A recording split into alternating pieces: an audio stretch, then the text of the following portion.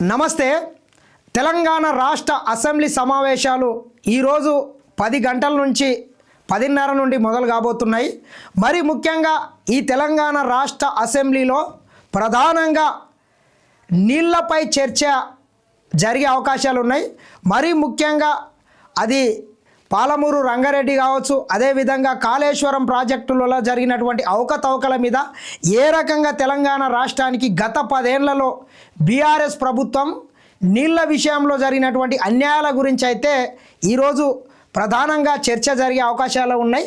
మరి ముఖ్యంగా చూసుకున్నట్లయితే నీళ్లపై హీట్ అంట, నీళ్లపై హీట్. ఇయాల్టి నుంచి అసెంబ్లీ సమావేశాలు కృష్ణా గోదావరి జలాల అంశమే ప్రధాన ఎజెండా. ఏవైతే కృష్ణా గోదావరి ఈ రెండు సంబంధించినటువంటి ఈ నదులలో సంబంధించినటువంటి జలాల మీదనే ప్రధాన ఎజెండా ఉండే అవకాశం ఉంది. 10 ఏళ్ల బీఆర్ఎస్ పాలనలోని వైఫల్యాలను ఎండగట్టనున్న కాంగ్రెస్, 2 ఏళ్ల పాలనపై ప్రశ్నించనున్న బీఆర్ఎస్ అంట, ప్రజా సమస్యలపై నిలదీయనున్న బీజేపీ. గత 10 ఏళ్ళు ముఖ్యంగా తీసుకున్నట్లయితే తెలంగాణ రాష్ట్ర ఉద్యమం జరిగిందే నీళ్ల కోసం, నిధుల కోసం, నియామకాల కోసం.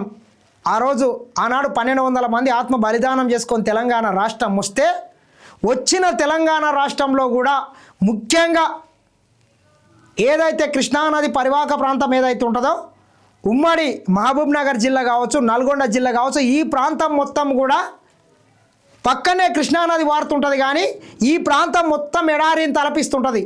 కొన్ని వందల మంది పాలమూరు నుంచి వలస పోతుంటే ఈ నల్గొండ ప్రాంతంలో వేల మంది ఫ్లోరైడ్ మహమ్మారి భూతానవాడి కాళ్ళు వంకర, చేతులు వంకర, పండ్లు ఖరాబు, ఇట్లా రకరకాల సమస్యలతో బాధపడుతుంటాయి. ఈ బాధలను అన్నిటి తొలగించాలంటే కృష్ణానదిలో మన నీళ్ళని మన వాటా మనం వాడుకోవాలని చెప్పి ఆ రోజు కాంగ్రెస్ పార్టీ ఉన్నప్పుడు అనేక ప్రాజెక్టుల్ని మొదలు పెడితే ఆ ప్రాజెక్టుల్ని మొత్తం గాలికి వదిలేసింది గత కల్వకుంట్ల చంద్రశేఖరరావు కుటుంబం. అది ఏ రకంగా నేను చూసుకున్నా కానీ అది భీమా కావచ్చు, కోయిల్సార్ కావచ్చు, నెట్టెంపాడు కావచ్చు, డిండి కావచ్చు, కల్వకుర్తి కావచ్చు, అదేవిధంగా ఎస్ఎల్బిసి, ఈ ప్రాజెక్టులు మొత్తం సర్వనాశనం చేసిందని చెప్పొచ్చు.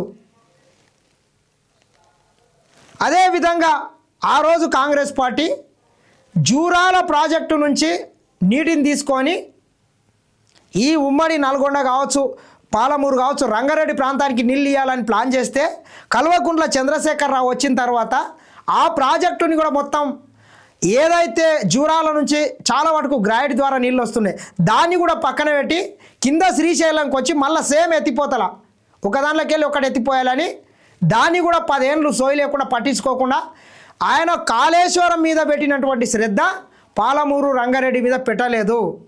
ఎందుకంటే కాళేశ్వరం తీసుకున్నట్లయితే దొరగారి ఫామ్ హౌస్లకు నీళ్ళు వస్తాయి, ఇది రాదు కదా. ఈ పాలమూరు రంగారెడ్డి ఈ ప్రాంతం కొంత కాంగ్రెస్ పార్టీకి పట్టుంటుంది, ఆయనకు పెద్ద ఇబ్బంది కూడా లేకుంటుంది అని చెప్పి ఈ ప్రాజెక్టుల మీద సవతి ప్రేమ చూపిస్తే మా బిడ్డలు కూడా తగిన బుద్ధి చెప్పినారు. గత ఎన్నికలలో బీఆర్ఎస్ని పాతి బొంద పెట్టినరు. మళ్ళీ ఈరోజు సిగ్గుశరం లేకుండా మాట్లాడుతున్నాడు. ఉదయం 10:30 గంటలకు సమావేశాలు ప్రారంభం.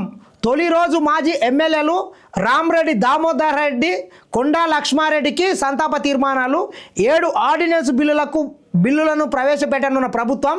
జనవరి 1, 3 తేదీల్లో కృష్ణా గోదావరి బేసిన్లపై సభలో చర్చ.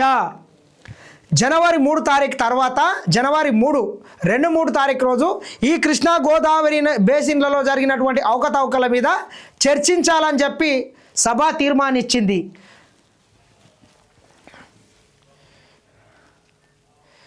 ఇక ఇది ఇట్లుంటే ఈరోజు కల్వకుంట్ల దొర ఫామ్ హౌస్ వీడి అసెంబ్లీ సమావేశాలకైతే హాజరు కాబోతున్నట్లు తెలుస్తుంటుంది. మరి ఆయన ఫామ్ హౌస్ని వీడి నందినగర్లో ఉన్నటువంటి ఆయన స్వగృహానికి అయితే చేరుకోవడం కూడా జరిగింది.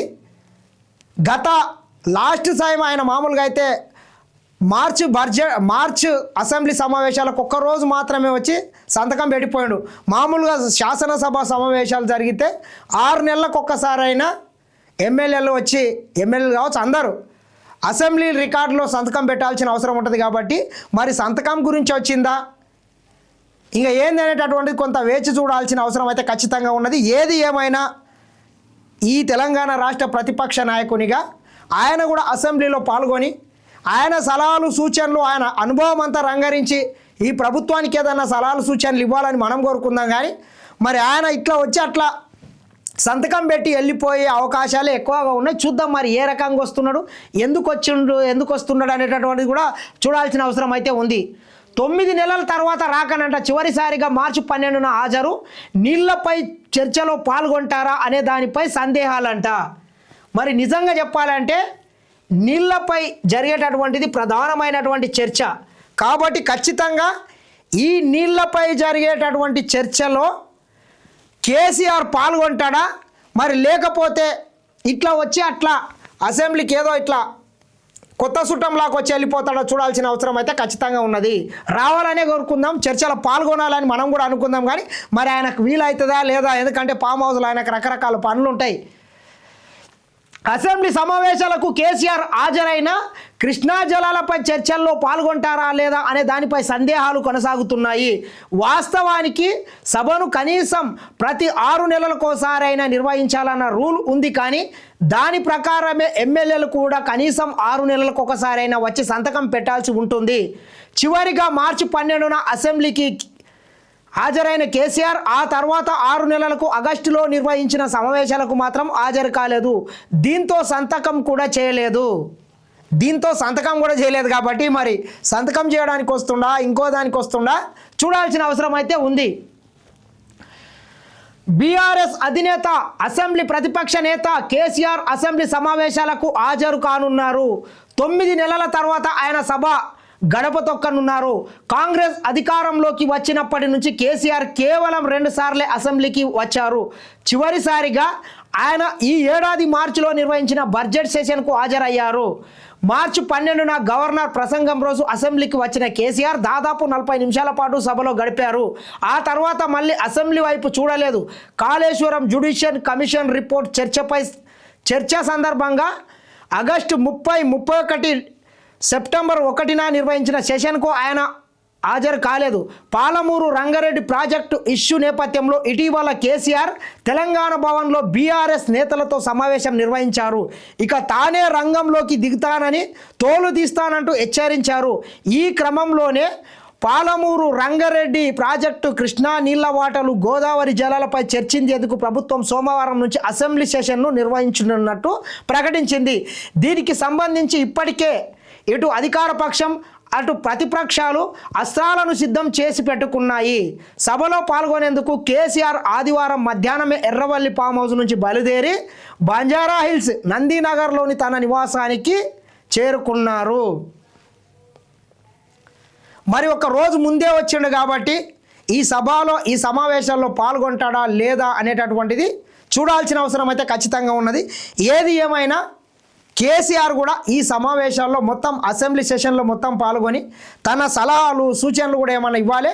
అదేవిధంగా గత 10 ఏళ్ళ అధికారంలో ఉండి ఎందుకు పాలమూరు రంగారెడ్డికి సంబంధించినటువంటి ఒక్క ప్రాజెక్టుని కూడా పూర్తి చేయలేదు, మరి ఎందుకు ఈ పాలమూరు రంగారెడ్డి ఎత్తిపోతల పథకాన్ని జూరాల నుంచి శ్రీశైలం ఎందుకు తీసుకొచ్చిండు, మరి శ్రీశైలం తీసుకురావడం వల్ల ఈ శ్రీశైలం ప్రాజెక్ట్ అనేటటువంటిది ఈ 2 రాష్ట్రాల ఆధీనంలో ఉంటుంది. అటుపక్క ఆంధ్రప్రదేశ్ ఇటుపక్క తెలంగాణ కాబట్టి అనేక కేసులను కూడా ఎదుర్కోవాల్సిన పరిస్థితి ఏర్పడ్డది. అదే జూరాల నుంచి కనుక ఈ ప్రాజెక్టునే కనుక పూర్తి చేసింటే ఈరోజు ఇన్ని అడ్డంకులు ఉండేటివి కావు. ఎందుకంటే జూరాల అనేటటువంటిది మొత్తం తెలంగాణ రాష్ట్రం ఆధీనంలో ఉంటుంది కాబట్టి అక్కడి నుంచి మనం నీటిని తీసుకున్నట్లయితే పెద్ద ఎత్తున గ్రావిటీ ద్వారా కూడా వస్తుంటే కొంత ఖర్చు కూడా తగ్గుతుంటే మరి ఎందుకు ఈ రకంగా మార్చిండు అనేటటువంటిది కల్వకుంట్ల చంద్రశేఖర్ రావే సమాధానం చెప్పాల్సిన అవసరం ఉంది. అదేవిధంగా కాళేశ్వరంలో ఏ రకంగా అవకతవకలు జరిగినాయి, ఎందుకు మేడిగడ కూలిపోయింది, 1,00,000 కోట్లు పెట్టినటువంటి కాళేశ్వరం 3 ఏళ్ళు కాకుండా ముందే అది ఎందుకు కూలేశ్వరం అయింది, ఎందుకు కుప్ప కూలిపోయింది అనేటటువంటి అనేక విషయాల మీద చర్చ అయితే వాడివేడిగా జరిగే అవకాశం అయితే ఖచ్చితంగా ఉన్నది. ఈ సంపూర్ణమైనటువంటి చర్చలో కల్వకుంట్ల చంద్రశేఖర్ రావు కూడా పాల్గొనాలని మనం కూడా కోరుకుందాం.